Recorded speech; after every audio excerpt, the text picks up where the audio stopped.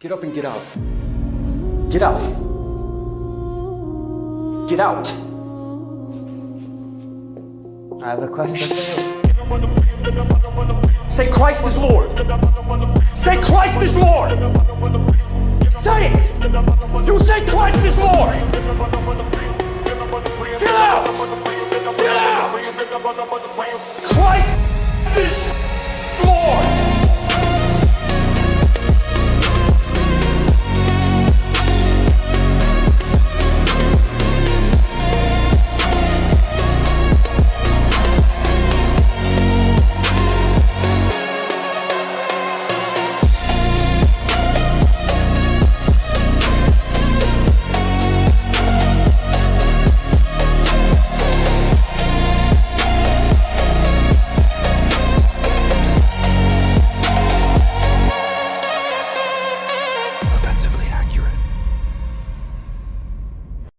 Hello and welcome in to another episode of Offensively Accurate, hosted by yours truly, Atlas Thugged, aka Aaron Shepard.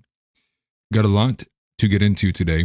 Got a good couple of community submissions. We got a good bit of articles to get through, but the main featured thing we're going to be looking at today is the reaction from Black America. Well, I would say America, but it looks like it's largely just Black America reacting to 40 million of them not going to have access to food stamps, I believe, on November 3rd. This has resulted in, I think, a cultural phenomenon, which is the realization that, sure, you may want to take people off of food stamps, but what if that results in mass chaos, rioting, and looting? And some people are saying, let it happen, because maybe people will recognize who the perpetrators of such criminal activity are. I hesitate to take such a position, but here we are. We also have a little bit we'll cover with a Turkey Tom video. I have a clip from Nick Fuentes, and we'll cover a bit about that. If you're not familiar with Turkey Tom, don't feel left out. I'm not familiar with him either. Turns out he made a video, got some extra insight into Tyler Robinson and Lance Twiggs, and this video kind of showed a bit more about their kind of personal life, I guess, stronger insights into who they actually are, these people. And we'll watch the Nick Fuentes kind of reaction to it because he kind of covers it comprehensively, but definitely check that video out if you've not seen it. Turkey Tom is the name. I'm not familiar with who he is either, but we will cover that a little bit. We also have more purging happening in the right wing, in the Republican sphere. This is not improving, and in fact, this is actually, if anything, Ronnie, that is actually going according to plan. This purge of anybody to the right of, I don't know, a liberal is basically being put up to the test, denounced, and disavowed. Now, this happened at Boston College, and the name of the individual, forgive me, I forget it off the top of my head. The name of the individual is Nick Solheim. He was the CEO of the American Moment, and he basically got denounced for speaking the truth. They said, go. He has spoken true words. You must leave. You cannot be here.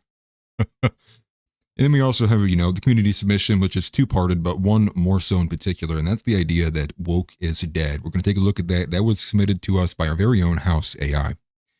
And also a few other things working and going on. Obviously, I would like to be doing more of the video creation. It's just the aspect that Nav has kind of taken over. I'm doing a lot of intros, outros, creation, all of these different things, and it's just, you end up having like this, what's the word? You end up getting this 24/7 work cycle, which is kind of like what I'm into right now. So I'm just trying to balance out as much as I possibly can and put as much work as I possibly can. So expect the posting schedule for myself to be not regular for the time being until I can get into a regular schedule. Somebody had asked me, I got a DM, I didn't respond to them directly, but I'll respond to them now. And that is, what is Nav?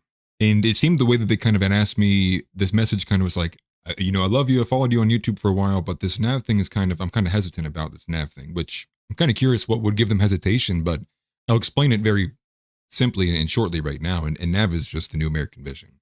Nav is simply a group that has been founded between myself, Zeb Boykin, Josh Vandernoord, and John Ward. And our goal is to build more than just a reactionary news channel. Our goal is to obviously build and produce a lot of different things.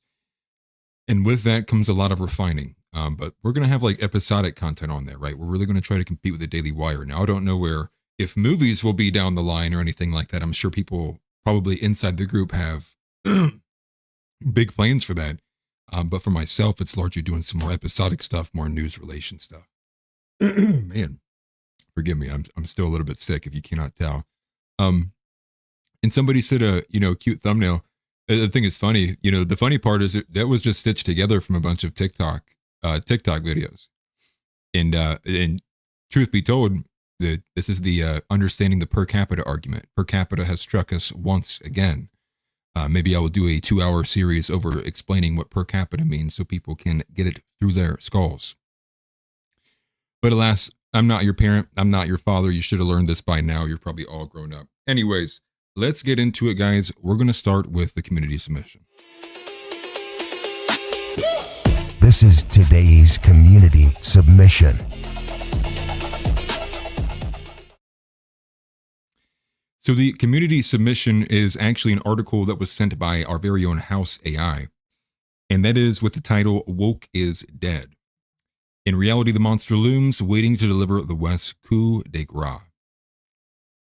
And truth be told, on the onset, actually, of some of the end of Donald Trump's campaign to probably maybe first 24 hours into it before it was being realized that we're not, what's the word? That we're not getting the golden age. I was kind of under this belief too, which was not that woke was dead, but we had it in a position where our foot was on its neck. Now, this has kind of gotten away from us a little bit since then, but the idea kind of being bolstered by the likes of, well, for one, Donald Trump himself, but also people like Piers Morgan, who've written a book. I believe the book was literally titled "Woke is Dead." And that's just simply this idea that because of Trump ascending and like this kind of meme war, that woke is just going to die, perish, and hang its head and we'll never see it again. And that's just, quite frankly, and I'm going to be honest with you, I just don't think that's the case. Now, this article in particular, I'll swing it over here. You can see this article. This is what the article is. The article in particular goes in through some of the reasoning. Now, the highlight that I thought was the most substantial was the highlight over the toxic schools aspect. Now, what they write here, which is, it's too small for you guys to see, is that 87, was that what it is? 87% of American children still go to government schools, which is large, I would imagine, just public school. I don't know why they use government schools. But that point stands, and those institutions are aggressively left-wing.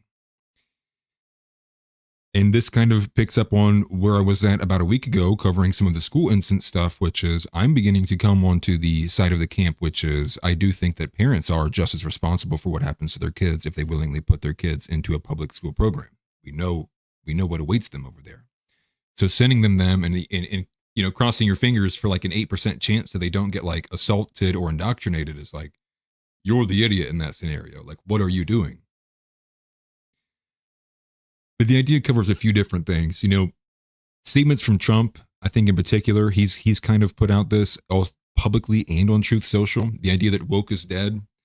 Now, for the exact verbiage that he has used is kind of just as that woke is on its way out, but it just isn't. Then they highlight one of these stories here, and this is from a Fox Business article as well. It's supposedly Kohl's, Dollar Tree, Nationwide, and who was the last one? UPS actually are still continuing their DEI programs. But on top of that, it's not that they're continuing them as they were, they just rebranded them so they'd be easier to hide from what's going on.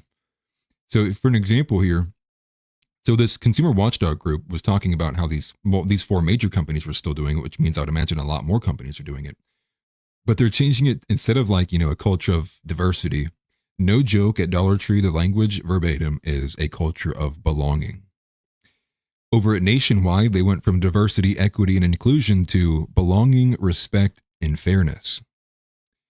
This is just a rebranding, a pivoting. And it's actually very, very similar to what we're seeing with the rebranding of the rhetoric coming from to massage the pro-Israel talking points to the right wing. But the idea there being largely that they're still taking advantage of the fact that people are retarded. They expect that someone's going to read a headline. They're going to read that this DEI program was dismantled and Trump signed an order, and they take that as, oh, it must have happened and it was a done deal. And very rarely do things play out like that. The toxic schools example they put in this article is probably the most convincing. They go into detail about a local area that was near this guy that was like 70% conservative. And he talked in length about how every single elementary school had multiple LGBTQ books. And so like in a 70-some% red area, extremely conservative. And he said let me find this. Let me put this up on the screen. Put this on the article here specifically. Where is that? In every elementary, right here. Sinclair conducted research in a Trump voting county, 66% in 2020, 68% in 2024, in which he once lived. Searching library catalogs, he found 690 books with sexual devolutionary LGBT themes across 23 schools, including every elementary school. Now, the way they word that almost makes me think that some high schools didn't have it, but they're attaching elementary schools did, which is like, that's aggressive. You know, the older kids don't get the material, but they're giving it to the 6-year-olds. It's like, that's pretty insane, right? All in all, and they point to England here too, which I do think England is a strong example, just not in the aspect of like what to expect, because there's so many differing like mechanisms between like our country and their country, but it's good for the human reaction element, which is kind of a bit harder to really kind of put onto paper because everybody's just so different. Now human beings are different. We're created differently. And that's the idea that it doesn't matter what kind of insane headline comes out of what's the word? Out of Europe, right? We covered a story just last week, right? This guy's not getting deported because this girl wasn't raped for long enough. Like he was a 2-pump chump. So now it's like, actually, dude, like, they're like, actually, this is kind of worse.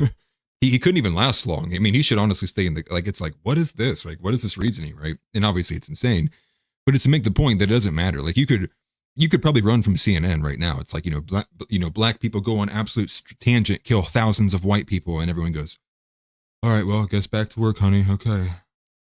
And it's to say there's a strong, going back to Newton with physics, there's some kind of strong barrier that we have to overcome this friction to get people to actually start doing something. But I think the UK is a good example of like, I don't even think that time is coming. The way that you read from these articles and the fact that they do nothing, it makes me feel like I could go into Europe. I could absolutely bitch slap any European man and he'll just take it. Oh, thanks. He'll actually thank me for it. Thank you for that. Are you from Somalia?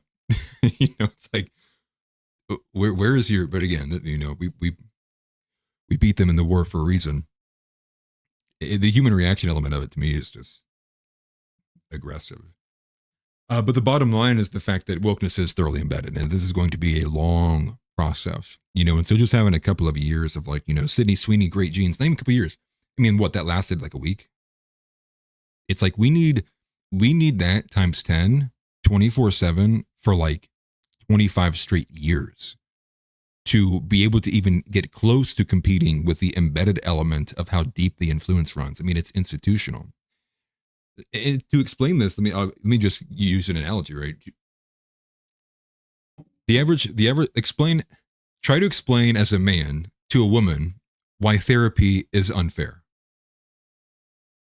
And understand how many layers of that you have to peel back. Why does the average man not want to go to therapy? Is it because he thinks therapy is gay? Well, yes, but that's the shorthand argument for what is all underneath that. And that's to go to the length to explain, like, when the literal language and the form of attack has been informational, but also semantic, literally attacking the definitions of words and what words mean. It leaves people in a very kind of chaotic state. And when you have so many women with agreeable nature, which we'll get into with Allie Beth Stuckey, you're up against the machine at that point. When you have BetterHelp ads on every YouTube video known to man, when you have,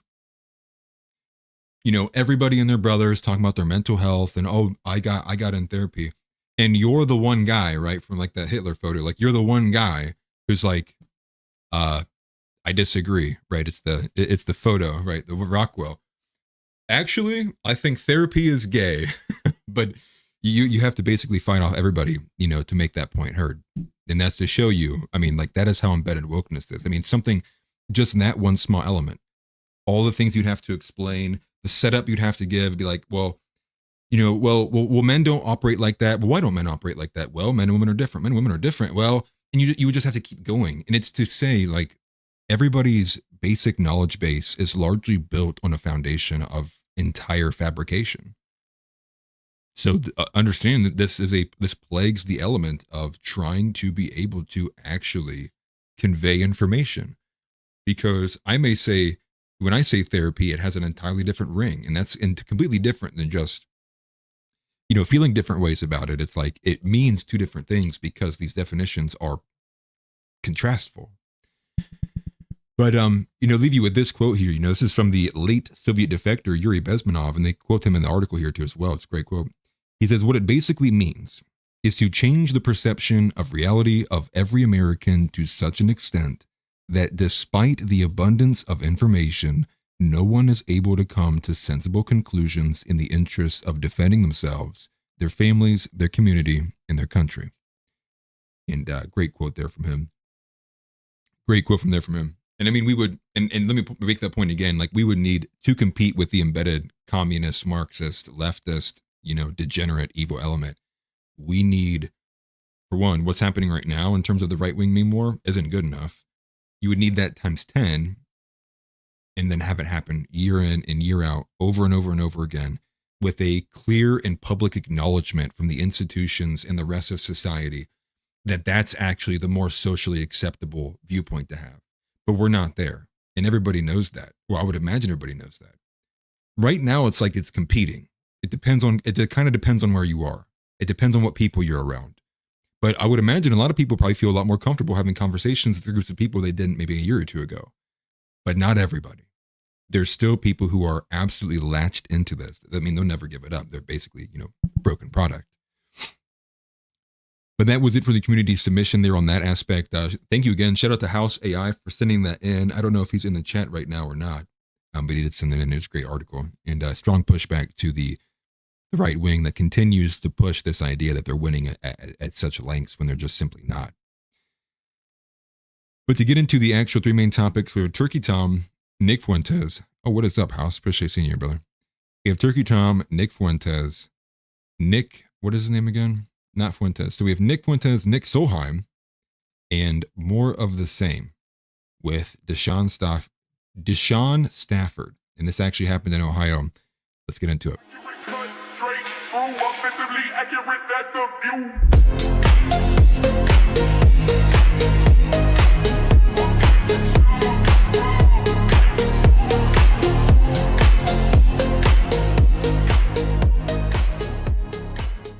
So the first thing that we have here is from Fuentes Updates. And this is actually kind of going to be the only thing that we have here. It's a longer clip, it's only about 5 minutes though. And it's from Nick Fuentes. And the caption is this. Let me switch over here. I would never. Rep. Dan Crenshots 2688 says, Mr. Fuentes and his ilk have no place in serious political discourse. That's hilarious. Let me actually do this real quick. Can I swing this back over? Let me copy this. Let me put this on this one. You know what I would never do? I would never take seriously somebody whose YouTube profile is Dan Crenshaw.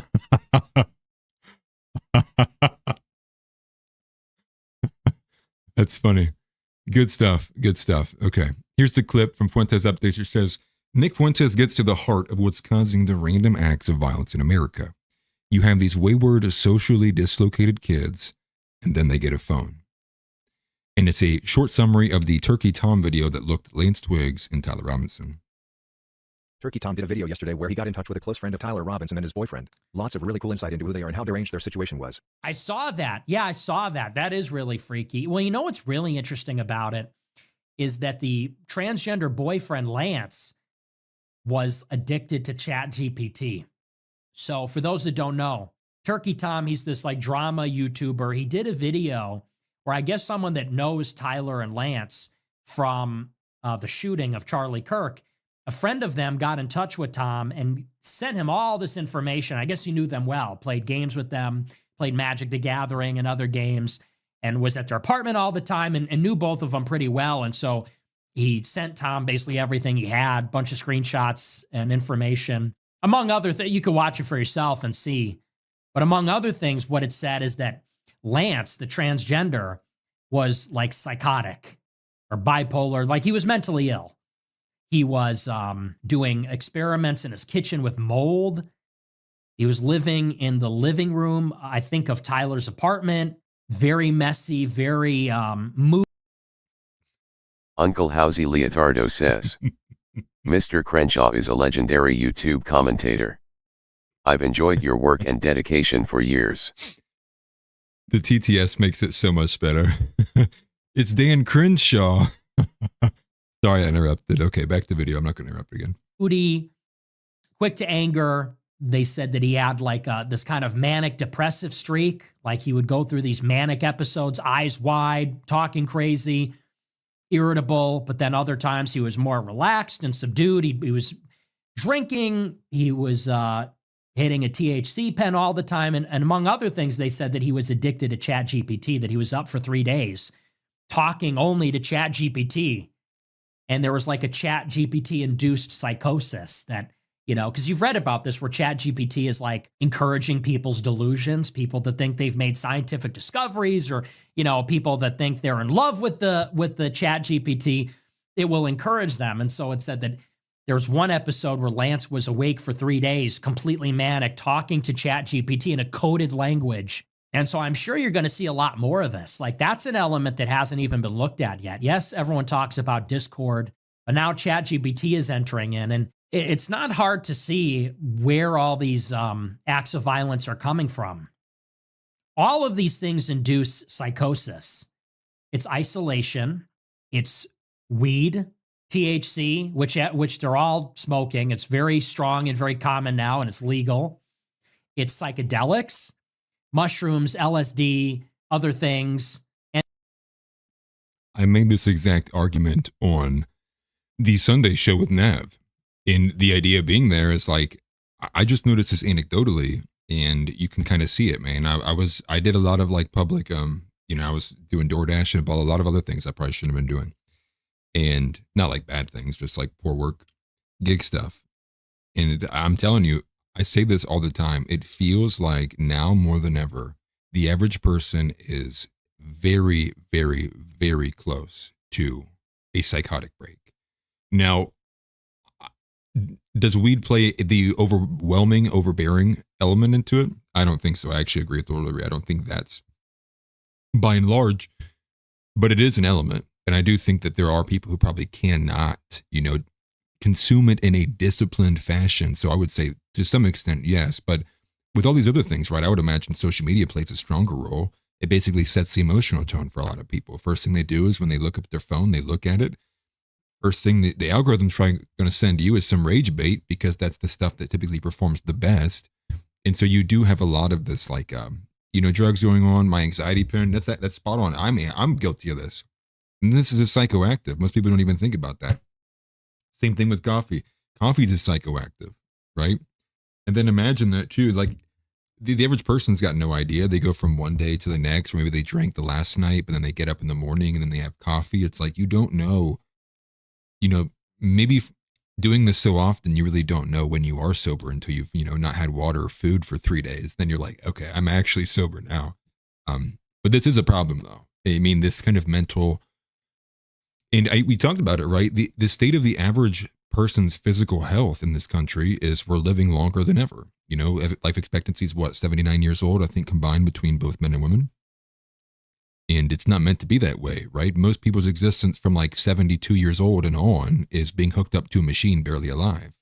So the physical body is doing okay. We have plenty of medicines to make the pain go away, but we have nothing that helps with the mental aspect of it. And quite frankly, you're only going to get that from God, Jesus Christ, reading the Bible and being and trying to live a life that reflects the walk of Jesus Christ. I mean, quite frankly, that'd be my answer to that. But it's a huge element, right? And it is kind of concerning because with the EBT stamps getting revoked And that's going to be a big thing we're going to look into as we get into the story, which is what does happen if you have, say, not all of them, but out of that 40 million, say, what if half of them, 20 million, start to do extremely violent or criminal activity because they just believe they are entitled or are deserving of it. I mean, I don't think this country's ready for something like that, but you know, maybe they'll get cold feet and they'll let it go. And then it's the internet and Chat GPT. These things together. Oh, also probably pornography too.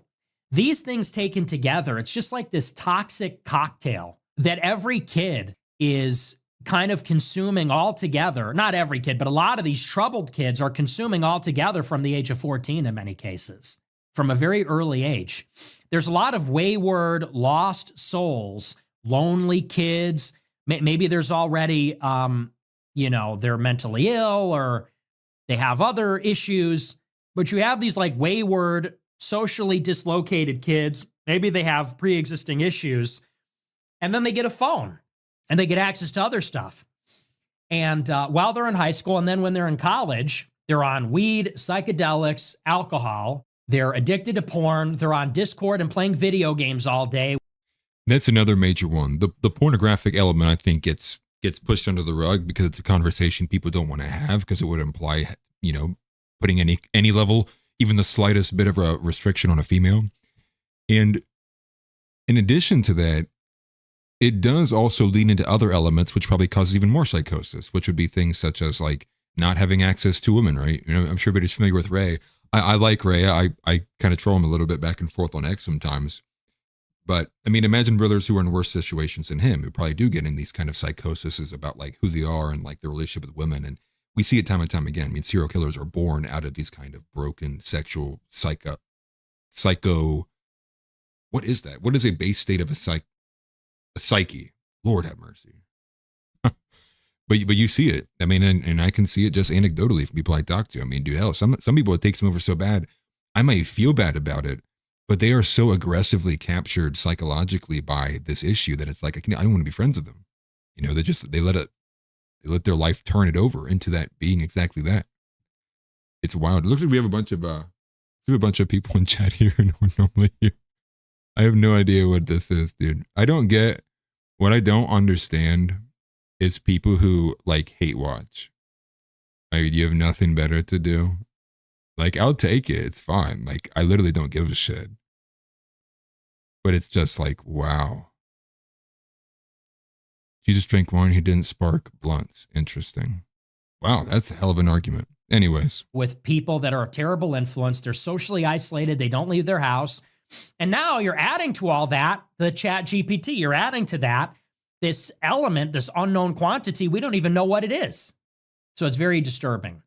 And I think that explains a lot of what you're seeing. These, like the school shooting in Minneapolis over the summer, the killing of Charlie Kirk. It's all kind of the same thing. These kids don't stand a chance. So if you're a young guy watching this, seriously, stay the fuck away from all that as much as you can. Some of it's more avoidable than others, like alcohol, porn, social media. Those are sort of ubiquitous. I'm not going to say do them, but some are harder to avoid than others. But seriously, it seems like the psychedelics are like a one-shot. I've heard a lot of stories about psychedelic and even weed-induced psychosis. If you're one of these young guys, seriously, stay the fuck away from weed, THC, stay away from psychedelics, LSD, because that stuff will destroy you straight up. And you're reading a lot of stories these days in the states where marijuana is legal, where it's very potent. People can buy it from dispensaries, and people are being hospitalized at an alarming rate for weed-induced psychosis. And now people are hitting it on the pen. They don't even need to smoke weed. They just hit it on a pen. Yep. And so it's less invasive. It's more accessible. And that combined with alcohol, combined with, typically there's other drugs involved too, combined with the other stuff, the social stuff, either the isolation, the negative influence online, the pornography, weird sex stuff, weird things like that. Plus then AI, you don't stand a chance. You got to get away from that.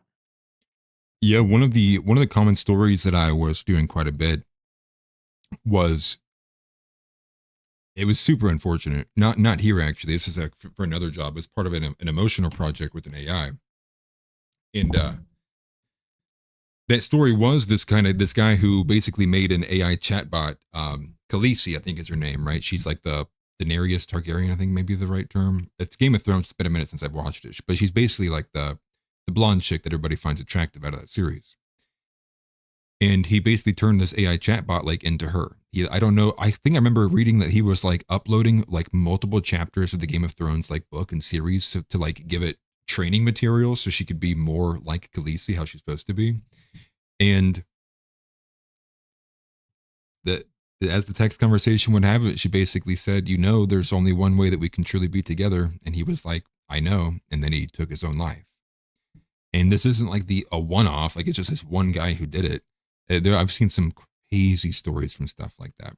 And you see with like Metavision and things like that too, like putting up wives and women in their house. That's like, they're following them around while the guy's grilling. If you guys have seen that video, and he's like talking to her. And this is like, it will be I don't know if one shot's the right word, but this is going to be an avenue that a lot of these socially inept guys are going to fall into. And you're going to get more people like, the autistic version of Tyler Robinson, who has like 3,000 hours in like VR chat, which is like not even a game. It's just where furries can wear whatever they want and talk to people and not be in the presence of other people, which is like, they don't have to go into public and be attacked for stuff. So they're going to take that stuff over. It is really unfortunate, and I already feel like I have a strong kind of over-reliance there, which is, I use AI for a lot of different things. I use AI for some animations. I don't use AI for any of my outline stuff. I just read. But it makes me think like how far other people are taking it. And now you're seeing these things of like hiring AI teams. I saw a commercial for this the other day, like blew me away. Basically, the idea is you give a training model and you assign a personality to a training model, and you can basically make your own marketing team, or you can make your own production team, and people will assist with you. They'll ask you like, what do you want them, what do you want them to kind of sound like? What's their personality like? What's their main focus? Give us their priorities. And I think that's crazy. And so now it's like, you're not even competing with like Amazon, right? Who's robotizing their warehouses. You're competing with software companies that are springing up left and right, that are building digital fake people that aren't even in the real world, but can work 24/7. They're not going to complain. And the only limit to them working is how much can the boss pay them? How much can the boss afford for them to work? And it's not looking good. And you combine all that together with, Amazon being set to, robotize, I think is the right word, robotize 70% of their operations, which is going to keep them from hiring over 600,000 people. So that's essentially 600,000 jobs that would have been on the market that won't be on the market anymore. So there you have it. And so you know what? Andrew Yang, we should have voted for Andrew Yang a hot minute ago. UBI should already be in the system, right? We could have avoided the whole EBT thing, I guess. We would not have random small businesses being attacked and robbed. Yeah, if there's anything in the chat, just squash it. Otherwise, text just bounce out whoever needs bounced out. I just don't know what to make of it, right? I don't know, because I'm telling you, I don't think there's a meaningful solution on the table from either side. And I think Yang was right to begin the conversation, and I'm going to get attacked for being, oh, you're so Nick. But I agreed with Yang when he had first came out before I never listened to Nick, which was, this is the idea. And like the principle is very, like, it's not hard to understand. The principle is that technology innovation is exponential. This exponential factor of the innovation of technology is like the largest reason why when projection maps just simply cannot I think it's basically anything beyond like a year, cannot accurately project anything as it relates to like technology, anything that could categorically be affected by technology, because technology can change fields and industries so much with just like small inventions or major inventions that it's hard to provide mitigating factors against stuff. But that same principle applies for job loss, which is that innovation, if the idea is AI is going to continually overtake and allow for robotization of certain industries, and that's going to be exponential as it always is, then that means the job loss we are about to expect is going to be exponential. Oh, you're arguing with Lord of the Ree? Lord of the Ree probably won. Dub, Lord of the Ree won. Lord of the Ree cooked. W's in the chat for Lord of the Ree. I just like pissing people off. And that would imply, though, that we don't have anything. That would imply that we need to have something, at least at the bare minimum, like a safety net, like an emergency plan. Emergency plan for UBI. Emergency plan for what happens if the job market goes. And maybe that control looks like something where the government basically steps into a company and says, you're not doing this until we let you. And I have a feeling that's what it ultimately will be, because I don't know if they have a better mechanism to actually stop it. And they will have to literally tell certain companies, cease. Because what other way would you be able to control it? Because if you let it happen and it takes root, how do you put that genie back in the bottle? So I would expect some strong economic controls coming if somebody does come up with some, exponential kind of growth in that kind of market. It's unfortunate because it will absolutely hurt a lot of people in this country. Not looking good. Moving on to the next story, though. This is the title of this story is "They Hated Him Because He Told the Truth," and this is a story about Nick Solheim. Now, Nick Solheim is the CEO of American Moment. He was denounced after giving a speech at the chapter of the Boston College Republicans, say that 5 times in a row, for being honest. Now, we have this post here from AF Post, and I'll switch it over here. Let me actually zoom in. Why am I so zoomed out? Has it been like this the whole time? You guys couldn't read the other article. My bad. I'm sorry. But this is the post from AF Post. So the Boston College Republicans have denounced Nick Solheim, CEO of American Moment, a young right-wing organization that has been tied to staffing the Trump administration. Solheim encouraged college students to be willing to die for their conservative beliefs, saying there are hundreds of thousands, if not millions, of people in this country who would kill you for just being in this room. Following that speech, the BCCRs, the Boston College Republicans, invited Jake Auchincloss, a Massachusetts congressman, to give them a different perspective. The College Republicans chapter stated that Mr. Solheim's views and rhetoric were unprecedented and unrepresentative of the views of our club members, and we do not endorse any of these views. Following this, the official page of the College Republicans of America, with whom Boston College is affiliated, released a statement stating that the chapter was weak, lacked loyalty, and called for President Jake Wiepert to resign. Solheim recently extended an open invitation to conservative campuses, stating that he would speak for free at any campus that would have him. You can see he's pictured right there. He basically got bounced out for being a real conservative. He came up. This is how it went. He came up and he was like, "Christ is king," and then he got chased out. That is essentially what he might as well have done. But no, really, I mean, the idea here is that he told them the reality. He told them the truth. He told them that there are and is and has been for some time a large demographic of people who want you to die. There's a larger demographic of people who would not think anything of it were you to perish simply because of a certain hat you may wear on your head, or because they have a pre-assumptive idea of who you are. And even if they are correct on who you are, they still want to harm you. This is still the same, more of the same.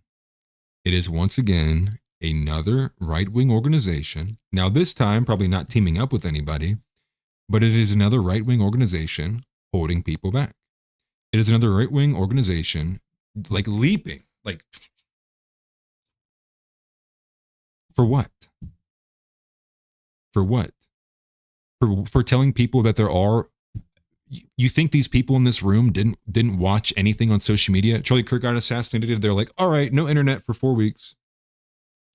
You think the fathers and mothers at home weren't on social media watching, witnessing the dancing, the jubilation, the cheering that's still going on?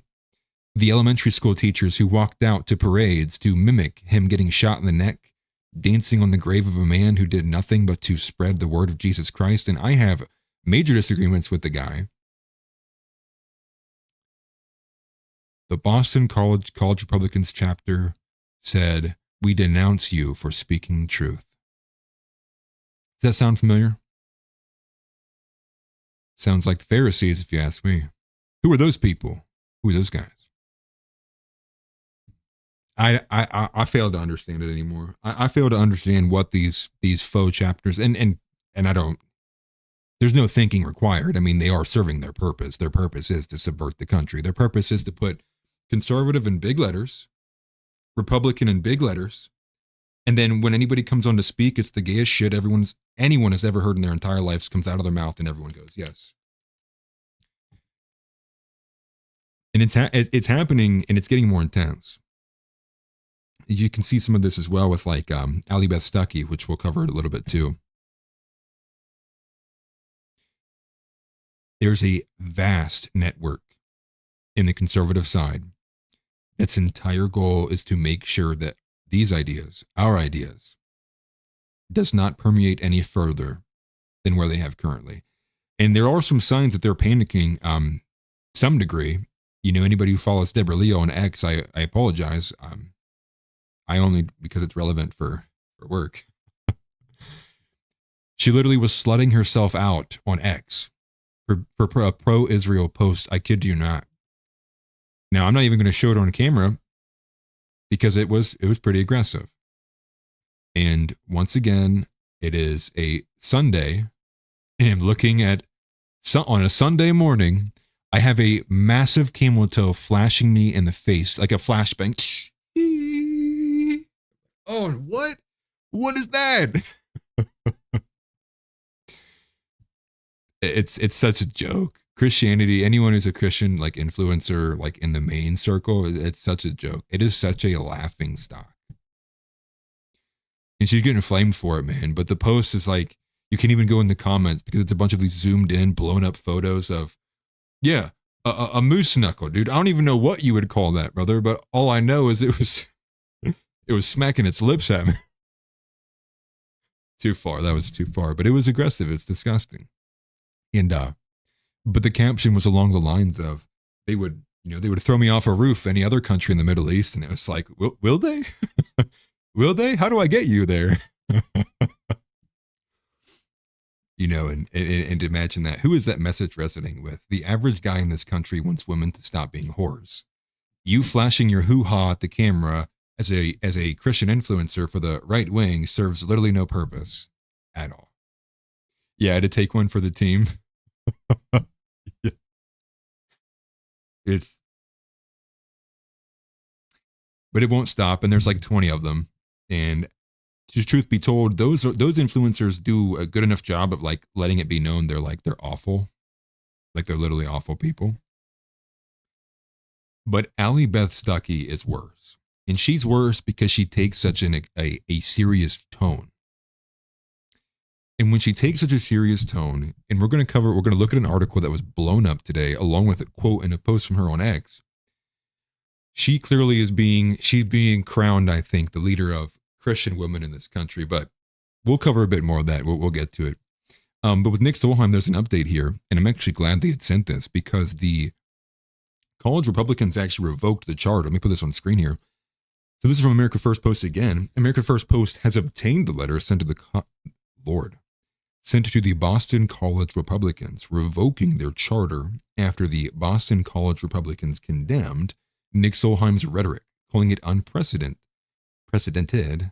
after he called on Republicans to be willing to die for their conservative beliefs. The College Republicans of America rebuked the chapter for failing to stand by right-wing voices, stating, "We punch left, not right." And shout out to them. Huge respect to that. And that's what we need. But this is the minority of the response of what we're getting. Yeah, no, you're exactly right. Wikigroy says, Ali Beth Stuckey is literally Jewish. And her favorite country is Israel. I'm not even joking, you guys. The most unself-aware tweet from Ali Beth Stuckey came out today, or maybe it was like yesterday. And it was, what's all this talk about tribalism? she was like, I'm part Jewish and I talk about being pro-Israel all the time. And it's like, what? That you're proving the point? Like, are you this retarded? Now, truth be told, I've been blocked by Ali Beth Stuckey for almost 2 years now. And I don't even know if I have an interaction with the woman. Right? Like, maybe it was something I said. But we did get further statements, though. Just staying on this Nick Solheim talk just for a little bit more. This is from the College Republicans of America. And this is like the national chapter account. And they say effective immediately. Boston College Republicans has been designated an unwelcome organization under 2.03 of our bylaws and their charter revoked. We hold chapters to a high standard. Jake Whipper and his board showed tremendous disrespect for our friend, Nick Solheim. And that's awesome. Good. Continue. Push. Oh, you called me racist? Cool. Say it again. I actually like the way you say it. I like when you say it. Say it again. One more time. How racist, man. Whisper it real nice. That's how you have to be. Do you think I care what the hell you call me when I know the disparity? Do you think I care about being called racist when your culture is going on TikTok in mass bragging about how you're going to rob your local Walmarts because you're not getting shit for free? Yeah, oh, you're right. Actually, throw civilization away. God forbid someone be racist. So stupid, man. But before we get to Ali Beth Stuckey, one shorter story I want to cover, and that is again more of the same. And that is a story that is coming out of Ohio, but this was actually sent to me by Michael Johnson. I believe that's who he tagged me with. Yeah, just me. But yeah, I'll just put it on screen here, just to show you the story exists. But this is the story. Okay, it's Akron police, second suspect facing charges for fatal Highland Square crossfire shooting. The names looking for is Deshaun Stafford and Imani Thomas. But this is the point of the story. The point of the story is you have black men. One of these black dudes literally killed a guy in 2022, served 18 months, came back out, and then while trying to kill another black dude, they killed another guy in the crossfire. 18 months for killing a guy is insane. And you read into the story, beat him to death with his brother. And then you read into Imani Thomas, who was the guy who was getting shot at by Deshaun Stafford. But when he fired back, it was Imani Thomas in firing back that killed another white man by the name of Timothy Hutchinson. Funny enough, cops didn't even have to look far for Imani Thomas. You know why? Because he was already arrested on different charges by the time they figured out it was also him involved in the shooting too. So what are we thinking? Maybe some community service? Maybe, I don't know, maybe 6 months? Maybe 3 months and some probation?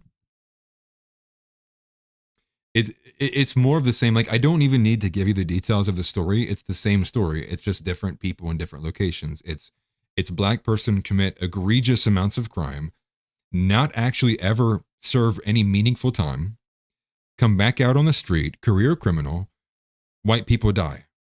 White people get stabbed. Okay, well, I'll see you tomorrow. Jeff. We can do it. We'll come back tomorrow, do it all over again. Same story. And that's what's underpinning a lot of this. The issue that I think that society's having right now is there's a mass amount of people waking up to the fact that this is actually what's happening. You know, I don't want to say things like civil war. I don't want to think about things like that. I really want to avoid that. And this isn't like in terms of leading a violent revolution. It's just to say, like, with this food stamp stuff and with this obvious kind of overboiling of racial tensions, I mean, it's just not looking good.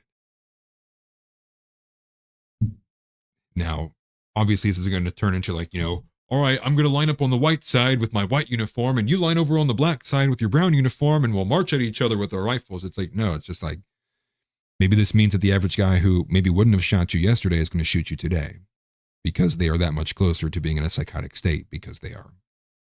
It's the way that they are. And who loses? The people who are tolerant. The people who go, we'll give them a second chance. It's broken. Broken system, broken judges, and to top it all off, the people who are supposed to represent you are just blind. What? Black people are just like me and you.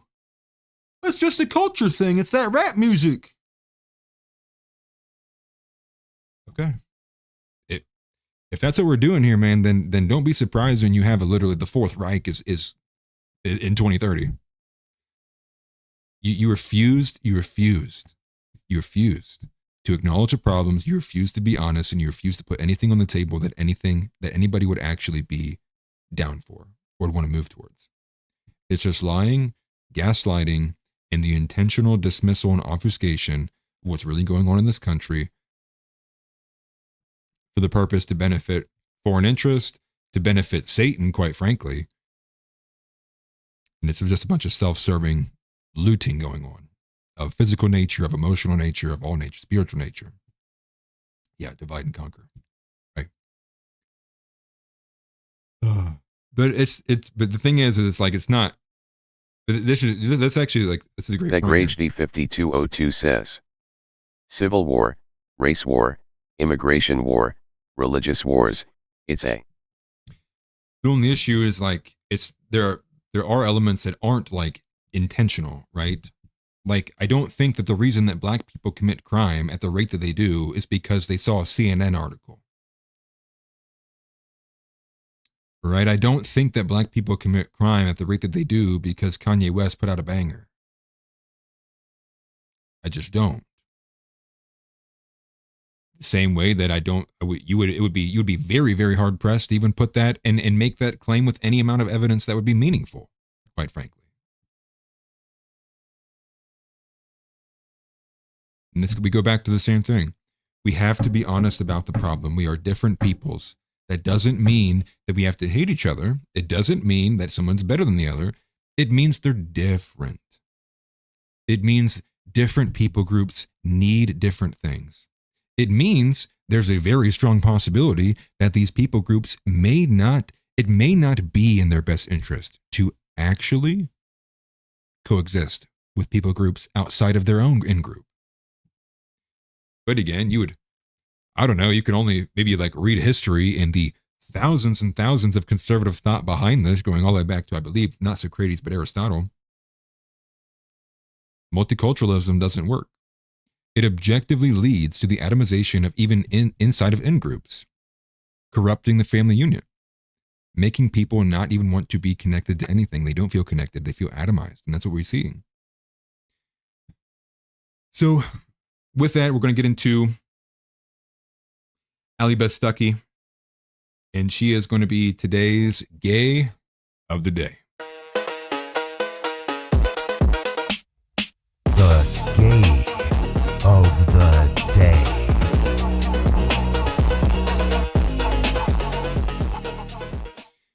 So what we have here, and this is a post and a screen grab from our favorite token black, John Miller.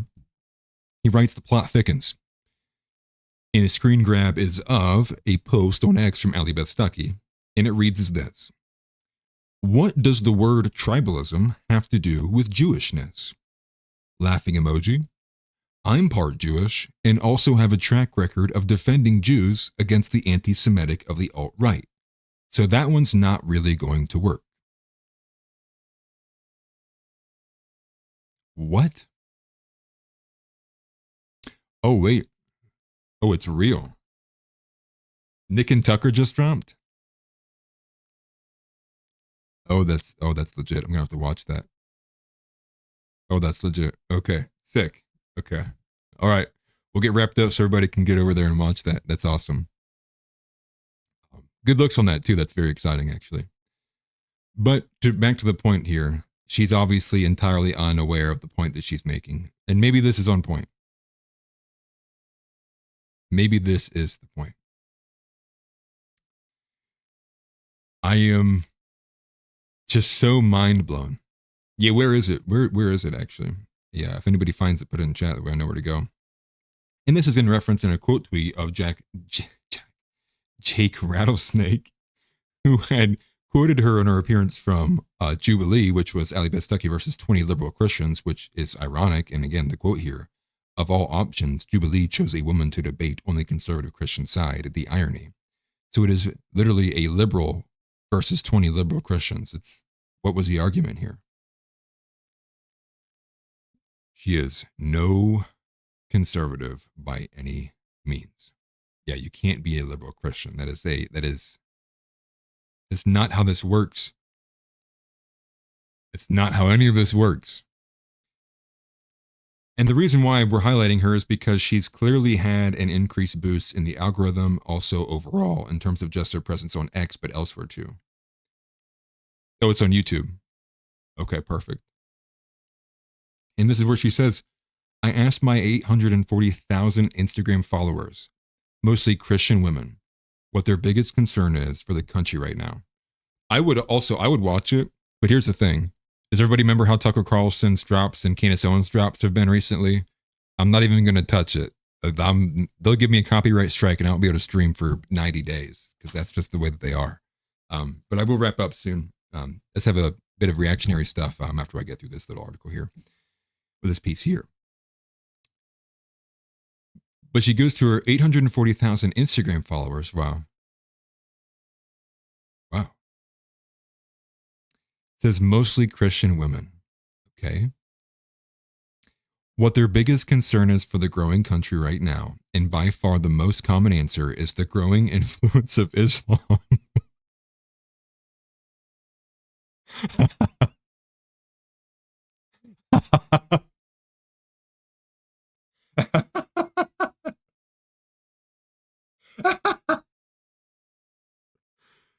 Like you couldn't get a more perfect example of why women shouldn't be in conservatism than this.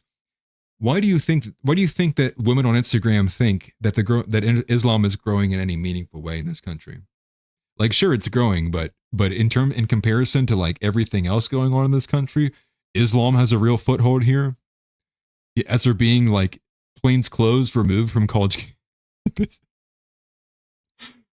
The reason is this. Women are retarded. They are agreeable. They are literally by design. They are made to hold and have opinions. Their capacity is brute force consensus. Their opinions are manufactured and held by consensus. They see a lot of people saying it. They then thus hold the opinions.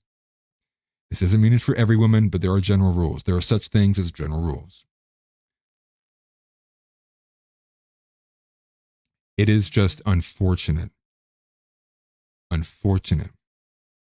that we cannot mount any level of an argument or defense from the Christian right against these women who are just brazenly just not doing what they should be doing, not being good examples. There is, and this is an entirely different point, but you go to 1 Timothy and everyone, it's some of the most plain language I've ever read in my life. Well, did he really, did he really mean that women shouldn't teach? I think I can make it. I think what he was really saying here was like, like not like women, but like women that like disgusting heathens, all of you, every single one of you that has taken that verse and manipulated it for your own purpose. When the purpose and intent was clear. Now maybe it didn't make you feel good, but it's probably because, yes, I will suffer not. Like, dude, it's not even like women shouldn't teach. It's like him saying like, I will not be pestered by a woman attempting to speak with authority near me, dude. It's like, it is very clear what he meant by that. And I think it's very clear for any man who just pays attention and can understand very succinctly what the natural order of God is. Thank you very much for House. Let's get this out there. And thank you for AI World Champion for that.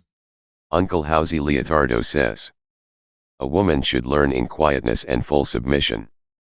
I do not permit a woman to teach or to have authority over a man, she must be silent. 1 Timothy 2:11-12. So that's up for debate. Dude, like, and thank you for that house. I appreciate it. It couldn't get more just plain. That is plain. You know, in the Kings back in the day, when the advisor was like, well, you know, and they're like, speak plainly, knave.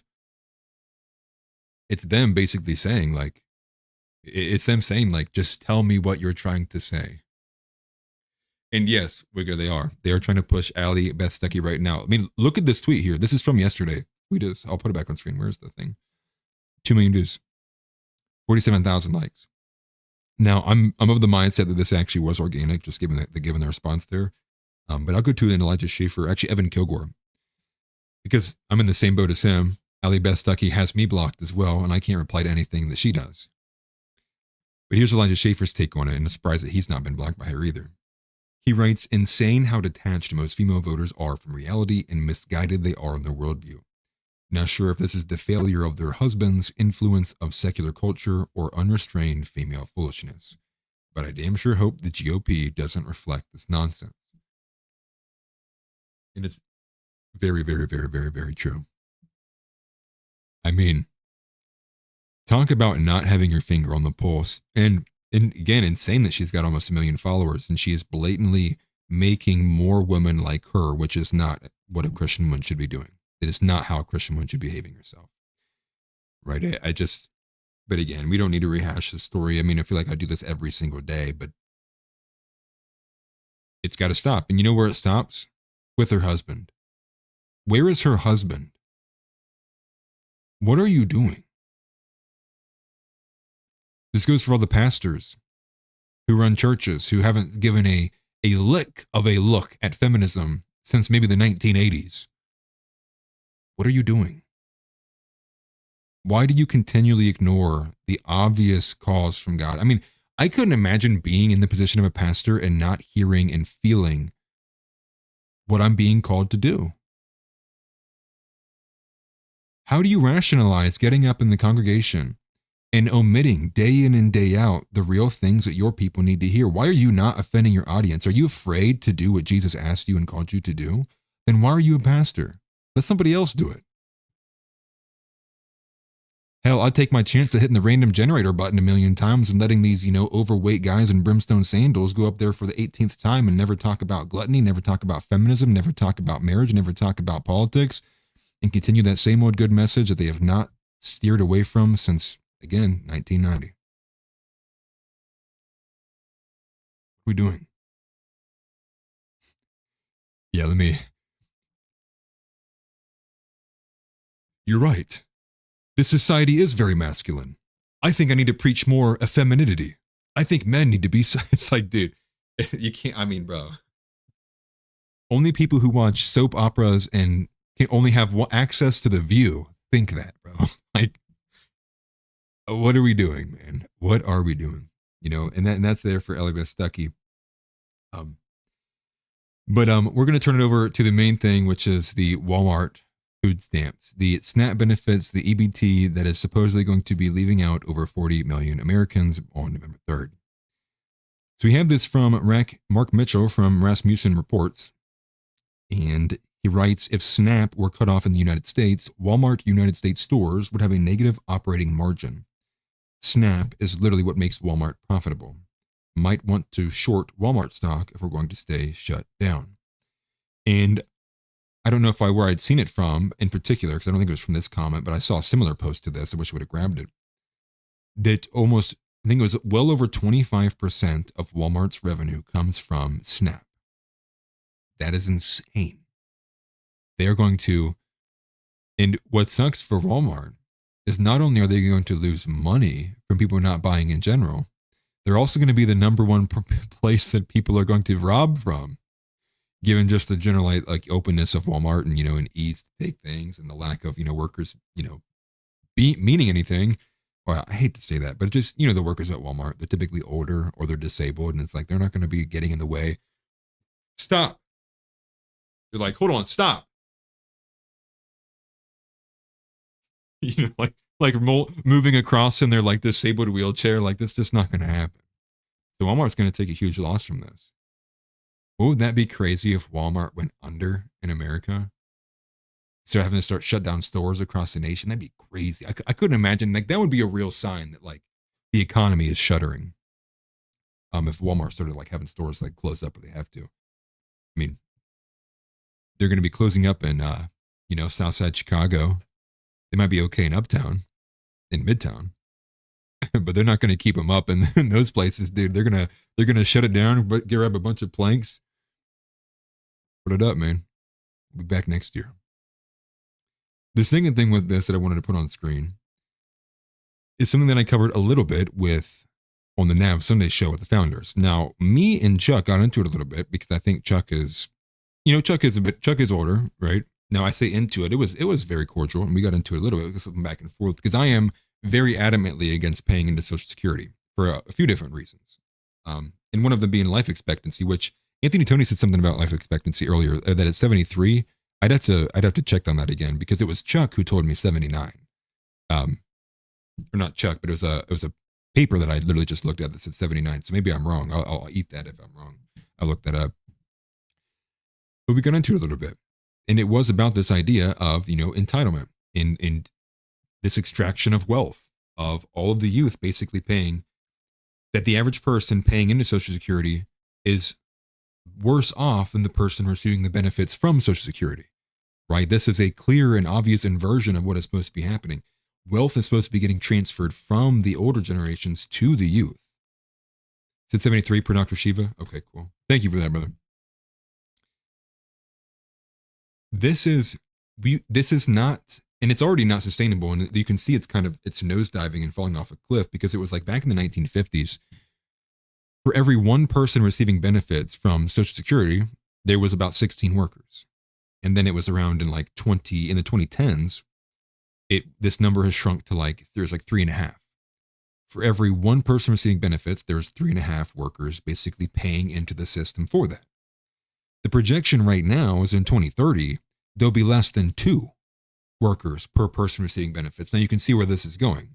Somewhere along that line, if the system does not change, given this natural track record, and it obviously will, the debt's only gotten bigger. We've not made any real actual major change in liability and assets, especially in terms of national debt in these programs. Well, that implies somewhere along those lines, but 2040, 2050, 2060, somewhere, there will be more people receiving benefits than the workers, meaning that the workers are going to have to be paying either more or working more to pay the same benefits that people were. So again, this is like socialflation, right? This is like or laborflation, if you will. It's not going to work. It's not going to sustain itself. And it's my opinion that we need to start breaking people off the teat now. Because it's my fear that if we don't break people off the teat now, it's going to have a hard break in 30 years from now, and people are going to kill each other over it. And you, quite frankly, it's hard, because on both camps, it's I agree, right? Take 61-year-old Jeff. 61-year-old Jeff paid into Social Security every day since the day he started working at 17 years old when he worked at the burger shop. He's going to be pissed if he doesn't get his benefits that he paid in his entire life for. And the same thing's for the younger guy. If they're looking at to maintain these payments, they're looking at, well, Social Security is now going to be 42% of your paycheck. You're like, I ain't doing that, dude. This is making it so I can't even feed my own kids. You're telling me my kids have to starve to feed a 90-year-old man? We have to start breaking it off now, or there will be that's a conflict that has seriously such extreme, not even externalities, but extreme consequences on that side of it, that would spell not even just a bad time, that would spell the end of a nation. I mean, that, having that level of an internal struggle between just youth versus older people, the nation would become a hellscape. But the idea being, though, I'll put this on screen here. Look at this. The vast majority of welfare is going to legal immigrants and illegal immigrants. Now you can see this, and we just pay attention to this one on the left-hand side. That's the main one to look at it on the aggregate here. So the U.S.-born headed household. So if you were born in the United States, they are receiving 39%. I don't know what these percentages are, actually. Now that I'm looking at that, it looks rough. But the idea being here that from these percentages is that it is Between immigrants, legal or illegal, they are vastly getting more of the benefits than native-born U.S. workers. So this goes even beyond just the American black question. This brings in foreigners, obviously, and immigrants and Somalis and whoever else has been coming into the country. So it'll also be an element of that too. I would imagine these SNAP benefits that are getting revoked is also going to involve people from Trinidad and Aragua. So good luck, everybody in Colorado. Hope you are carrying. So let's take a look at this. We're going to start a long series of just reacting to these clips, and there's a lot of them, of what people have to say, what they're going to do if they don't get their SNAP benefits. I need my food stamps. All right, man, this is going to be rough, but here's the first one. I just wanted to come real fast just to make this video, just to make something very, very clear to the white man. Black Americans do not care about your government shutdown, and Black Americans do not care about you taking away our EBT and our government assistance, because Black Americans never depended on the American government to take care of us and feed us, because we never could. We were never able to depend on the government, in spite of what you may say and what you may try to force us to believe. So you can sit back and you can mock, you can laugh, and you can think that you're about to starve us to death. But I'm here to let you know that we are going to eat regardless, even if we have to hunt you animals down and roast and eat you. The delectable crackers and cheese. We will make it happen if we have to. Trust and believe me.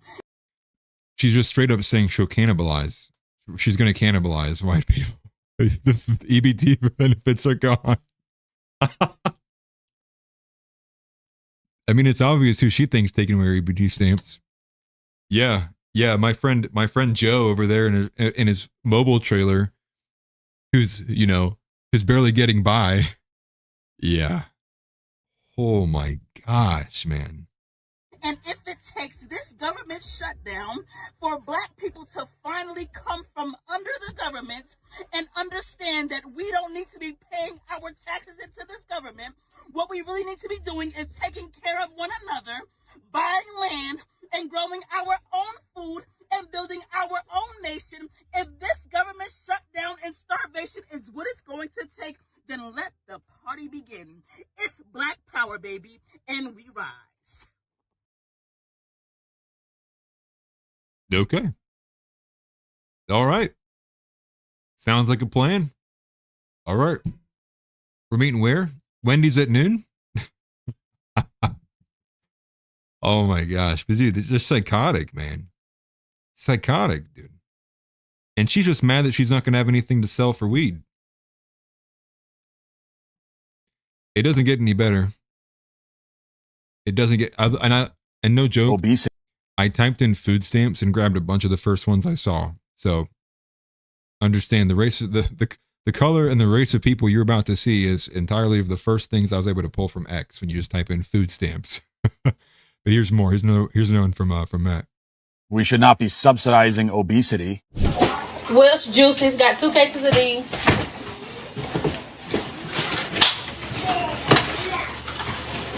A box of Sam Green chips. Take that bit away. They got these chips.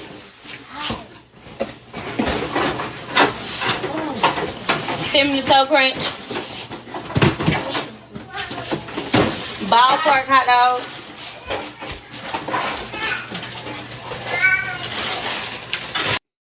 Okay, we get the idea. For those who may be listening to this later on who are not watching what's going to be on stream, it is the closest thing to Jabba the Hutt I have probably ever seen with my own eyes, picking up various sugary and cornstarch, high fructose corn syrup products over and over and over again, flexing her $12,000 in food stamps that she bought for her children. And I would be curious if we can get a better idea what these kids look like in this photo here.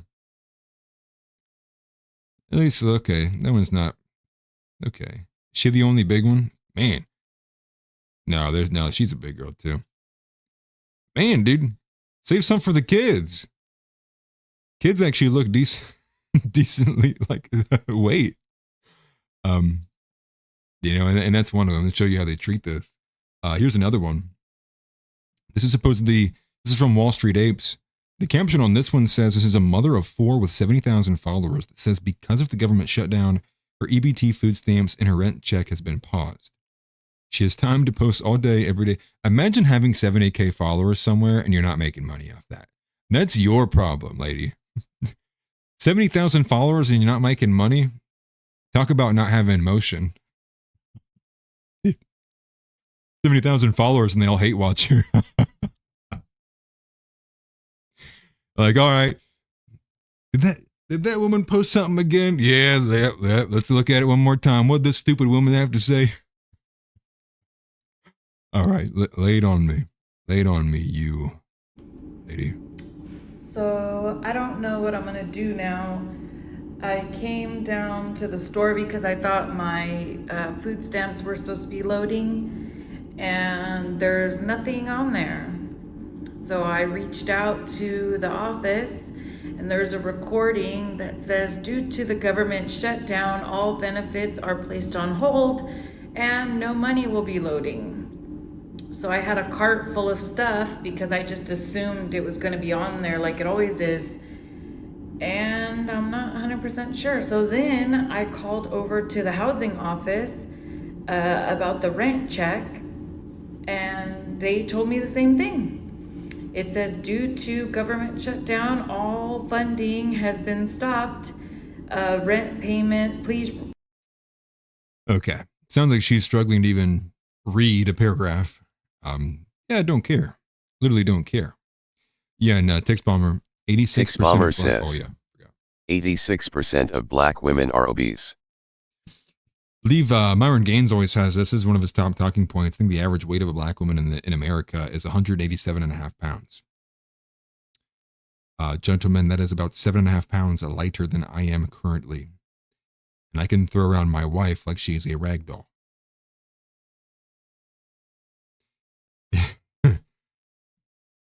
All right. No more comments will be made about that. That's for sure. Okay. What's the next one here? Next one is, this one actually is going to be aggressive.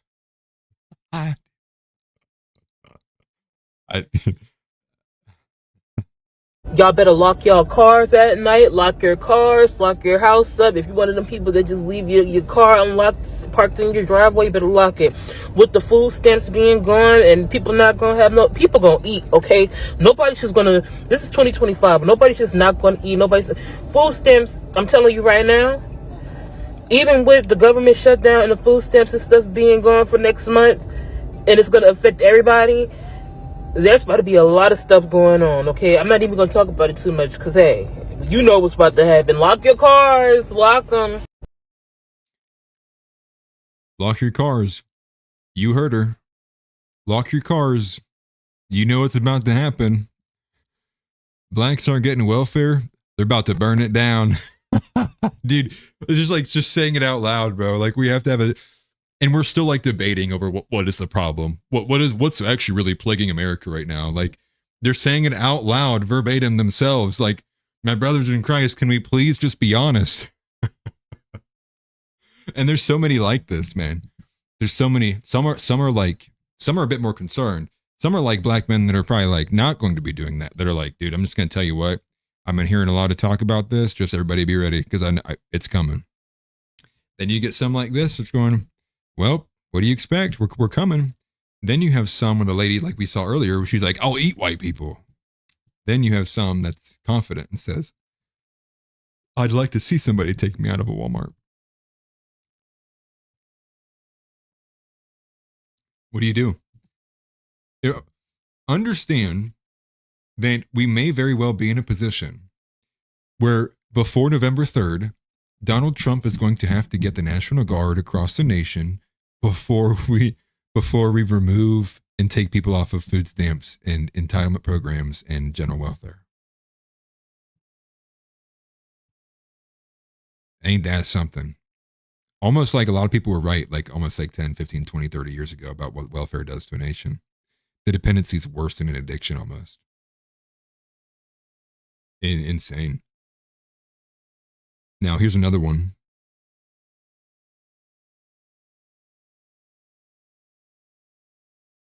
Oh, hey. She's white. Let's take a listen. You want to know why I'm not having an aneurysm over people losing their food stamps on November 1st? Here's why. Come grocery shop with us. Why is it so quiet?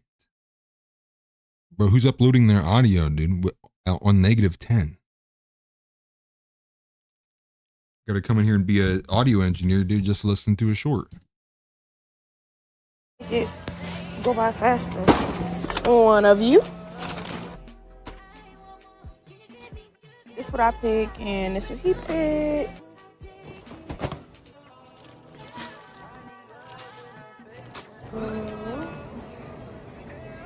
I tell you what, how about this instead?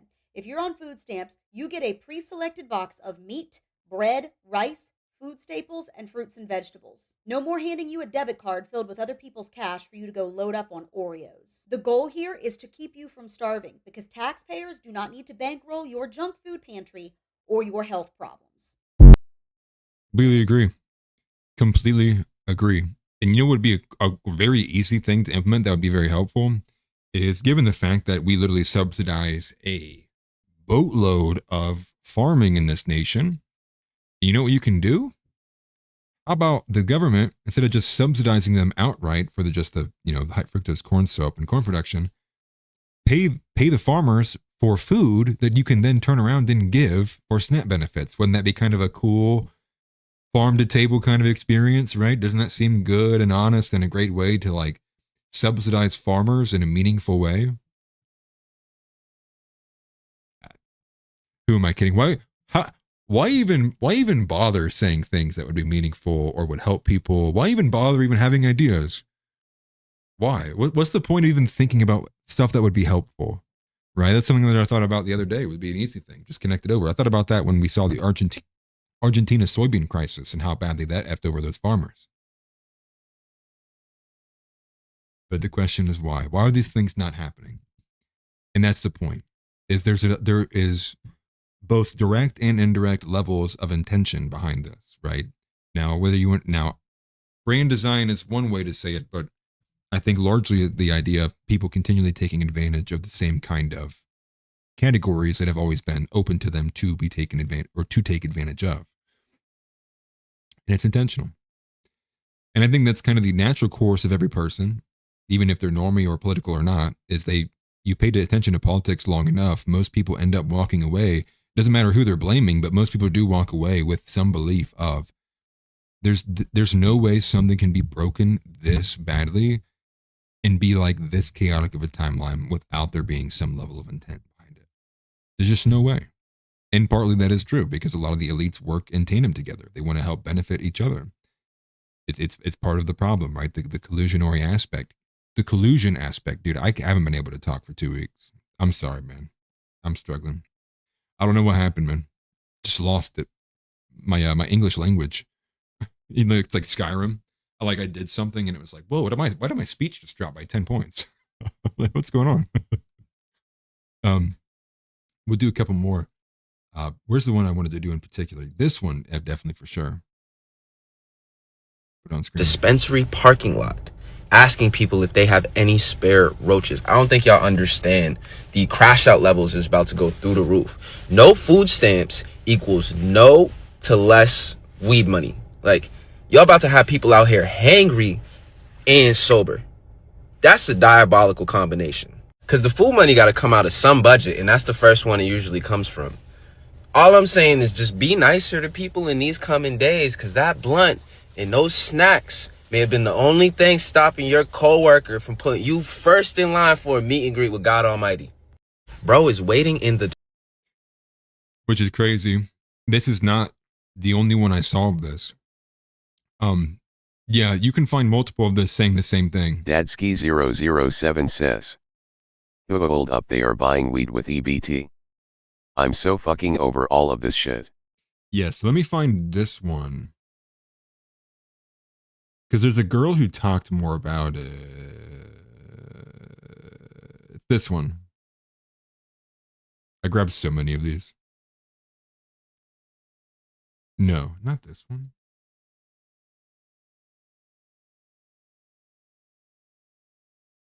Damn.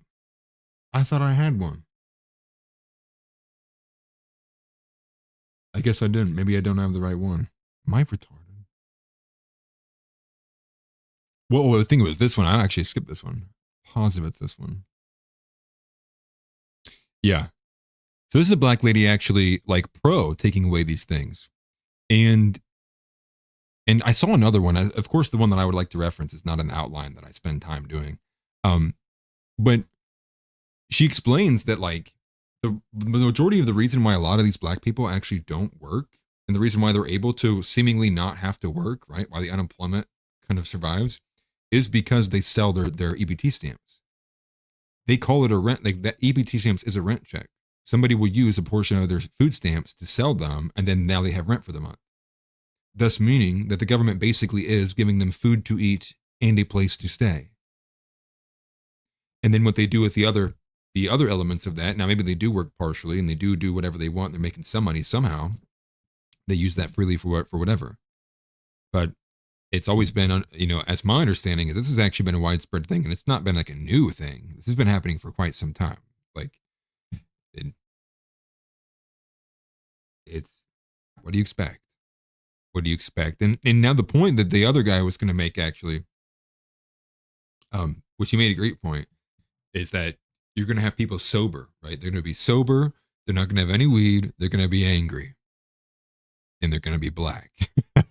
But no. But the point stands though. It's like that is some points to be considered there, which is what happens if this causes a national crisis, right? Like, will we be ready for that? Because what happens if this results in random business owners, who is going to seriously want to see like 59-year-old owner of a shop, Tom Jones in Kentucky, gets trampled to death because a bunch of blacks came and looted his store? Who wants to read that headline? It's coming. November 3rd, bookmark it if it stays exactly like this. Dude, they are very openly telling you exactly what they plan to do. Now, I hope to God, that does not happen. But it's going to. Someone's going to lose their life in some stupid way like that. It's going to, dude, hell, it's going to probably be some guy who works as a Walmart greeter who's like 74 years old, wanting to help out, make some money at home, trying to make some ends meet. Maybe has some issues at home, got to work extra. That'll be the guy that has to suffer for this. Stomped under the ground, a 418-pound obese black woman. You served your country well, brother. We'll see you in Valhalla. I don't know, dude. Like, it just seems like, is this purposeful? Like, you think you can take almost all of Black America off of food stamps and people won't die? It almost seems like maybe that's the point. Maybe that was the point intended. Get things a bit more chaotic.